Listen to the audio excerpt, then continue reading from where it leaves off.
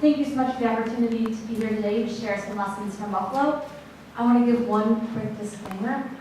When we've been talking about anchor institutions and eds and meds that are typical actors in a community benefit agreement process, that's not what we have in Buffalo. We actually have an anchor tenant that sold anchors.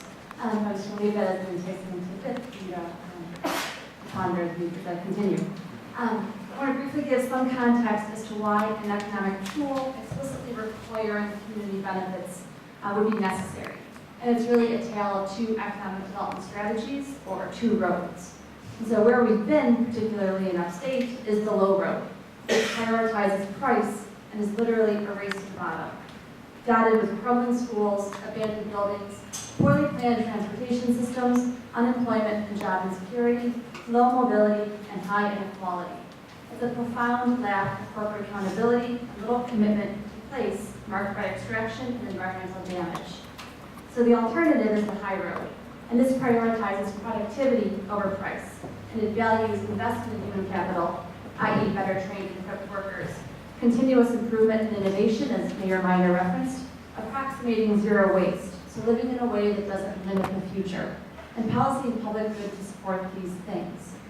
With the end result then producing higher income, security, and mobility to community members, reduced environmental damage, greater commitment to place, and a more equitable economy with access to meaningful opportunities for all community members. So I'm talking about higher economic development. I'm talking about a place-based strategy to realize these values while increasing equity. So these are all very lovely sounding values and ideals, and how do we make them a reality? And one of the tools in our library of higher economic development is a community benefit agreement, or a CBA. So technically speaking, a CBA is a legally binding contract signed by community groups and a developer. It requires the developer to provide specific amenities and or mitigations to the local community or neighborhood in order to receive development rights or other incentives. So CBAs are really an empowerment tool that combines prescriptive thinking, getting the community to play offense and action, substantive deliberation, policy development, and coalition building. Typical CBA provisions concern issues like living wages, affordable housing, targeted hiring, local and minority businesses, and green design and operations. The key then are clawbacks, so making developers create or produce what they say they are going to do or else face a penalty. So while CBAs have roots in other land use tools, the modern CBA movement began in California. So the first CBA involved the $4.2 billion Staples Center project back in 2001 in Los Angeles. And we've seen them implemented in a range of situations now involving large development projects in Los Angeles and New York City, but also in smaller cities like Pittsburgh and New Haven, the middleweights.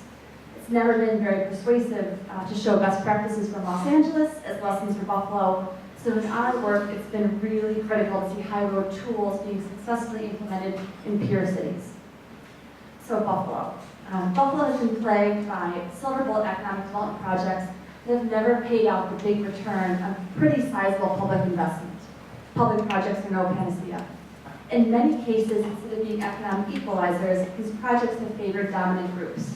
In Buffalo, as in many cities, big highway projects have aided suburban commuters while tearing apart old urban neighborhoods. Sports stadiums, hotels, office parks, big box retail, upscale residential projects were constantly being built because any development was good development. So how do we get to the scarcity mentality?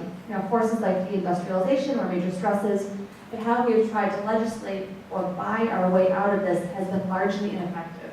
And I will put a pin in the Buffalo Billion, and we can talk about that in greater detail if folks are interested. So New York State and Buffalo in particular have a bewildering array of government entities acting in economic development. They're able to operate outside of traditional structures, lacking transparency and accountability. Empire State Development has 173 subsidiaries under its umbrella. Yet according to a May 2017 report by New York State Comptroller Tom Napoli, there are only annual reports for 15 of these, and 36 of the subsidiaries have no reporting requirements at all. As we heard, New York State spends $9 billion a year on economic development and job creation, more than any state in the nation, but all too often communities are giving this money away with little return on investment, a major cause of the fiscal stress that we've heard about today. Economic development has been an upside-down world in which instead of government promoting public goods, government is captured by private businesses looking to increase their owners' profits at the public expense. As the state's resources are diverted to private concerns, it's forced to shortchange its traditional goals, building infrastructure, safeguarding natural resources, promoting the health, education, quality of life, and equal opportunity of the people. So there's no quick fix to the economic decline or low road path that upstate cities like Buffalo have faced the last few decades. But we're seeing communities respond with higher capacity now to influence capital and public money and win more democratic economic development policy and decision making. They're taking the high road. So a real tipping point for Buffalo was development of the city's waterfront, a great historical and modern day underutilized asset on the shores of Lake Erie. The shepherd of this development was and continues to be the Erie Canal Harbor Development Corporation, ECHDC, one of those Empire State Development subsidiaries founded back in 2005 to restore economic growth to Western New York. The plan was for Bass Pro, a Missouri-based big box retailer for hunting, fishing, camping, and other outdoor and recreation supplies, to build a megastore that would become the anchor tenant or focal point for the Inner Harbor. So Bass Pro is notorious among subsidy wonks for playing the public fist for all it can get. So curious how Bass Pro was determined to be the next great economic savior of the Queen City, where despite global warming, it is still winter 9 months of the year. Fishing buddies. And by fishing buddies, I mean 1% major campaign donors who happen to fish. Bob Rich, well-known chairperson of Buffalo-based Rich Products, and Johnny Morris, founder and majority owner of Bass Pro Shops, were neighbors and fishing companions in the Florida Keys. Seeing an opportunity to contribute to the waterfront development effort, Rich and his wife Mindy, the latter an original member of the ECHDC Board of Directors, invited Mr. Morris to fish on Lake Erie and see the future of Buffalo for himself. Taken by the potential of the waterfront, Mr. Morris agreed to bring the national retailer to Buffalo. So Bass Pro was on board and eager to reap the financial benefits of $154 million public dollars. The plan was made public at long last, and it really galvanized community groups who had been working hard on block-by-block development strategies and constant community planning. The waterfront was a community asset and should be developed with that in mind. So the Canalside Community Alliance was formed, the broad coalition of organized labor, community-based organizations, activist faith-based groups, locally owned businesses, preservationists, and environmental groups, so some non-traditional allies. Its immediate mission was to stop Bass Pro from opening a shop in the Inner Harbor, along with a higher purpose to put the fate of the waterfront in the hands of the community and obtain clear returns on public money. A CBA was the ultimate goal. So the campaign included coordinated organizing, litigation, research, and communication strategy. Local government was a target and ended up being a real accomplice to this campaign. ECHDC needed the city to transfer a parcel of land in order to proceed with the development. This was a critical piece of leverage. The Alliance was able to persuade the council to pass a resolution that the city would not transfer the land without some guarantee of community benefits. So other electeds began criticizing the plan, and along with enough public outrage, in July of 2010, Bass Pro withdrew from the MOU they'd signed with Canalside. So this was a major win for the community. But progress did stall out. People were quick to get behind preventing the wrong with Bass Pro, but not necessarily ready to commit to a full-blown CBA. So the Alliance continued to pressure ECHDC to come to the negotiating table, and they finally did 3 years later when the largest private foundation, the John R. O'Shea Foundation, agreed to mediate. So what resulted was not a pure, truly enforceable CBA, but rather an agreement of goodwill, a high road principles agreement. It called for many of the typical tenets of the CBA: quality jobs, prioritizing hiring local workers, local business opportunities, environmental sustainability, affordable housing, collaborative planning processes, and the implementation of the aforementioned principles. So we do have a beautiful waterfront with public art, local restaurants and green space, we visit all fish, but we didn't get everything we had set out to do. So this was not a home run, but it affirmed that economic development can be community development. So this project really helped change the city's development paradigm. Community benefits are not necessarily the default at this point, but ideas such as green design and living wages are not really seen as obstructionist concepts. They force developers to pass on subsidies to the actual public. So new campaigns are now focusing on the Buffalo and Niagara Medical Campus, the largest development project in the city, local banks, and long-term, the entire city itself. So shifting the narrative has been critical, but we are far from done. As Stephanie, Mayor Miner mentioned earlier, there are new articles every day about Buffalo and every other city across North America. porting the new Amazon headquarters and 15,000 jobs. What Greg Leroy, Good Jobs First, calls the trophy deal of the decade. Now, Amazon is explicit in its call for proposals that new laws may be required to get the high-level incentives necessary to hold the company's attention. So even if we can't find the political will for wholesale reform, where governments demand concessions instead of giving out subsidies, we can make dramatic improvements in existing subsidy programs to make them more accountable to the public good. The CBAs are an immediate and impactful tool that can be put into place immediately. Thank you.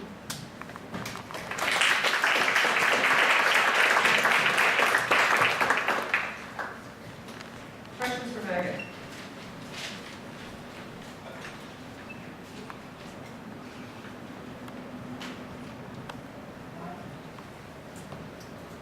So I've been to the Buffalo Waterfront, and it looks lovely, and have a nice drink, a nice food. So you said Bass Pro, that little deal was kibosh. So who came in instead? I see a giant beer can now in there. They did paint green elevators as little bad food cans. It's not in public art. No, so there is continuous development on the waterfront. You may have heard of Terry Pagula, who owns Buffalo Bills and Buffalo Sabres. He is a man who made money from fracking, and he has also been seen as a savior of Buffalo. But even with his development of some of the waterfront, there has been living wage provisions, local businesses, kind of local targeted hiring. So, as I said, this is still a work in progress. Like, this takes time, this type of shift in practice. So I would put forth to come back to the waterfront. I don't think that the beer cans are still painted on the silos. We have a giant junk in the water right now. But it's at least much more of a community driven process for development on the waterfront than it had originally set up to be. I have a question. How do you organize the coalition to push for these living wage provisions, and who is it you're negotiating with? Sure. So the City of Buffalo does have a living wage ordinance, specifically with city contractors of a certain contract level of $50,000 and with companies that have vendors that have more than 10 employees. So living wage is not entirely foreign. Implementation is always difficult. But I should say Buffalo has a really highly developed kind of social sector itself by default, because the nonprofit sector has to kind of fill in where private and government interests have failed. So we have an organization called the Partnership for the Public Good, which is a nonprofit think tank, which also serves as kind of a chamber of commerce for social sector organizations. So there are 270 organizations that are members of this group, and they run the gamut of Buffalo social sector. So these smaller grassroots organizations like Block Clubs, you have prisoners' rights groups, Legal Aid, large human service agencies, and more traditional nonprofits like United Way. And every year, those organizations participate in a community agenda setting process where they identify the top 10 public policy priorities the coming year. And getting a CBA in the waterfront, for instance, was a plank on that agenda for 5 years. So we're trying to kind of harness the power of a social sector organization and strengthen its voice with policy development and strong research. Yes, hi. I have a quick question about how your CBAs interact with the new Buffalo Green Code. How do you see the zoning interacting with community benefits, and how that conversation kind of works out both with the community and developers? So the Green Code was the first time that they've redone the city's planning code in 50 years. And that, I think that you saw some very kind of high road type principles of making communities more livable, walkable, prioritizing pedestrians and bike lanes, making complete streets. But we are still facing similar challenges with developers trying to find loopholes in getting variances for building heights or new builds. So I think there's an interplay that is going to require the community to remain vigilant, and also putting pressure on elected officials to do what they say they set out to do. Well, thank you, Megan. That's a very inspiring story. But Buffalo's a big place. It gets a lot of attention. What about the small rural places left at the bottom of the state? What kind of potential do coalitions offer there? Andy? Good morning, everyone. How many folks here, you raise your hand, how many of you are a part of Cornell Cooperative Extension? Okay. So I'm always good at preaching to the choir, so thank you for being here. But I think all of us know that the work of Extension, as a nonprofit, as a unique hybrid local association, of both being a nonprofit, but we also receive some state, federal, and county dollars, and so we're kind of an odd entity. But we are nonetheless considered nonprofits. Like other nonprofits, what do? We fill the gap. We fill the gaps that are not provided by local governments and other business entities in our communities. The mission of Extension, like a lot of nonprofits, is under the broad umbrella of improving the quality of life. And over the years, as I've learned more about investing in community capitals and learned, which I've always felt, investing in human and social capital is most important because it's foundational. What troubles me is when I hear people talk about cities and development and economic development, they talk about physical infrastructure. But I'm pleased to hear increased conversations about bringing people together to make sure that that infrastructure meets the needs of the people, and that people are involved in those decisions and engaged. At the heart of the work of Extension, I believe, as it was founded, it's about increasing citizen engagement and making sure we have a well-educated and informed citizenry. In the work of Cooperative Extension, in the counties I work in Tioga County,